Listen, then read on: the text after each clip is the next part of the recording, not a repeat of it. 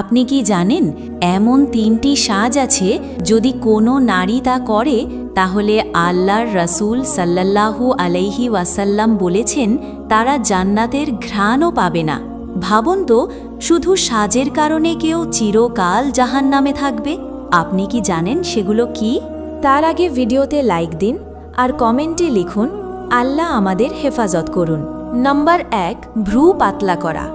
রাসূলুল্লাহ সাল্লাল্লাহু আলাইহি ওয়াসাল্লাম অভিশাপ দিয়েছেন সেই নারীকে যে ভ্রু তোলায় বা তুলিয়ে দেয়। নাম্বার 2, নকল চুল বা উইগ ব্যবহার করা।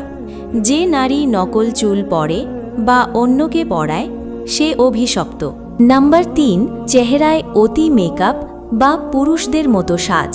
রাসূলুল্লাহ সাল্লাল্লাহু আলাইহি ওয়াসাল্লাম বলেছেন যে নারী পুরুষদের মতো সাজে আল্লাহ তার দিকে তাকাবেন না। বোন, সৌন্দর্য ক্ষণস্থায়ী, কিন্তু জাহান্নামের আগুন চিরস্থায়ী। আজই তওবা করুন, আল্লাহর জন্য সাজুন, দুনিয়ার জন্য নয়।